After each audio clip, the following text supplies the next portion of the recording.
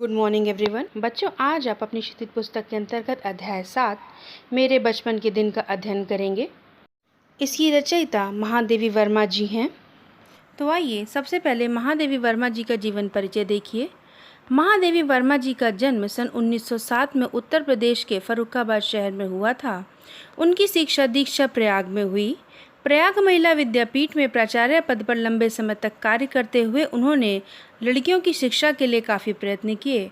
सन 1987 में उनका देहांत हो गया। महादेवी वर्मा जी छायावाद के प्रमुख कवियों में से एक थीं। निहार, रश्मि, नीरजा, यामा, दीपशिखा उनके प्रमुख काव्य संग्रह हैं। कविता के साथ साथ उन्होंने सशक्त गद्य रचनाएं भी लिखी हैं, जिनमें रेखा चित्र तथा संस्मरण प्रमुख हैं। अतीत के चलचित्र, स्मृति की रेखाएं, पथ के साथी, श्रृंखला की कड़ियाँ उनकी महत्वपूर्ण गद्य रचनाएं हैं।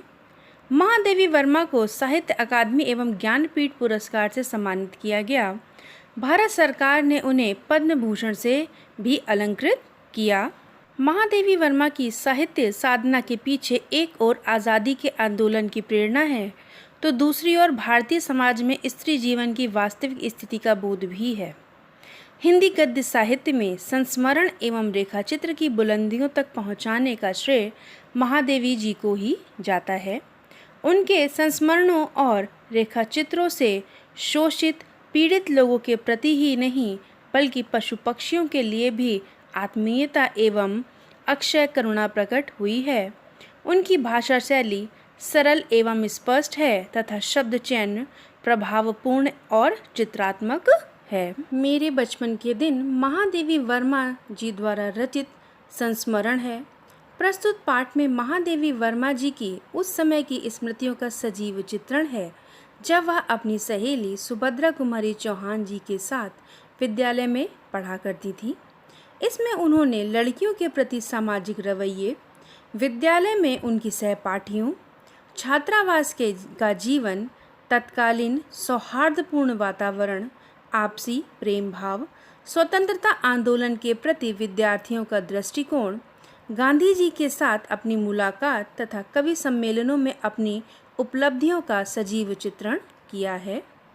लेखिका महादेवी जी अपनी बचपन की स्मृतियों को तरोताज़ा करती हुई कहती हैं कि मेरे परिवार में पहले लड़कियों को जन्म लेते ही मार दिया जाता था, इसलिए उनके कुल में 200 वर्ष तक कोई लड़की नहीं हुई। 200 वर्षों के बाद लेखिका का जन्म हुआ। महादेवी वर्मा जी के बाबा ने दुर्गा पूजा करके कन्या मांगी थी, अतः महादेवी जी को बचपन में कोई कष्ट नहीं सहने पड़े। उन्हें पहले जैसी लड़कियों की स्थिति से नहीं गुजरना पड़ा। उनकी माता जबलपुर की थी, उन्हें हिंदी से लगाव था। उन्होंने ही लेखिका को पंचतंत्र पढ़ाया। उनके बाबा उन्हें विदुषी बनाना चाहते थे। लेखिका ने पंचतंत्र के साथ साथ संस्कृत भी पढ़ी। उर्दू फारसी में रुचि न होने के कारण लेखिका उर्दू फारसी ना सीख सकी। उन्हें मिशन स्कूल की प्रार्थना और वहाँ का वातावरण भी नहीं भाया तथा उन्हें क्रास्थवेट गर्ल्स कॉलेज में 5वीं कक्षा में प्रवेश दिलाया गया। यहीं विभिन्न धर्मों की लड़कियाँ थीं। वह सभी एक साथ मेस में खाना खाती थीं। लेखिका को छात्रावास के कमरे में 4 लड़कियों के साथ रहना पड़ा, जिसमें उनकी पहली साथिन के रूप में सुभद्रा कुमारी चौहान जी मिली, जो से 2 साल बड़ी थीं। संयोग से दोनों ही कविताएं लिखती थीं। लेखिका की माँ भी भक्ति गीत लिखती और गाती थीं। उन्हीं की देखा देखी महादेवी जी भी लिखने लगी थीं। इधर सुभद्रा कुमारी चौहान जी हिंदी खड़ी बोली में लिखती थीं। एक दिन सुभद्रा कुमारी चौहान जी को पता चला कि महादेवी वर्मा जी भी चुप चुप कर लिखती हैं। उन्होंने महादेवी जी की कॉपियां ढूंढकर उनकी कविताएं खोजी और सारे हॉस्टल में बता दिया कि महादेवी वर्मा जी भी लिखा करती हैं। तब से दोनों में मित्रता हो गई। खेल कूद के समय वे दोनों बैठकर तुकबंदी किया करती थीं।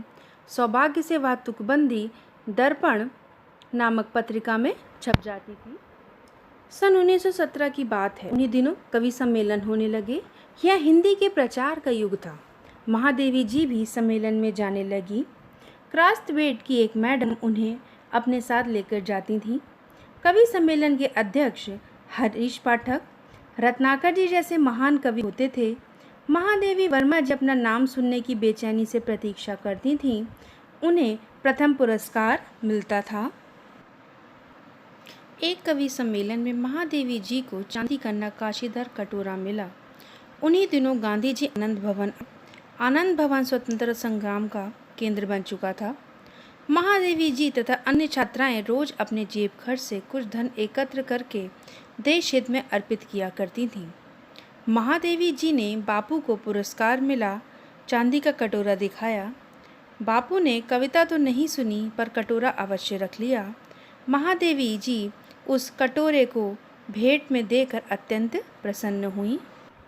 छात्रावास में जेबुन नाम की एक मराठी कन्या थी। वह महादेवी जी का साफ सफाई का काम कर देती थी। वह हिंदी और मराठी की मिली जुली भाषा में बोलती थी। वह एक उस्तादनी बेगम थी जिसे उसकी मराठी पर ऐतराज़ था, परंतु जेबुन कहती, हम मराठी हैं तो मराठी बोलेंगे। छात्रावास में सांप्रदायिकता नहीं थी। अवध से आई लड़कियां अवधी बोलती थीं तो बुंदेलखंड की बुंदेली। सब एक ही मेस में खाते थे, प्रार्थना करते थे, कहीं कोई विवाद नहीं था। जब महादेवी जी विद्यापीठ में आई तब भी बचपन के यह संस्कार उसी तरह बने रहे। जिस कंपाउंड में महादेवी जी रहती थीं उसी में जवारा के पुराने नवाब भी रहते थे। उनकी बेगम आग्रह किया करती थी कि महादेवी जी उन्हें ताई कहें।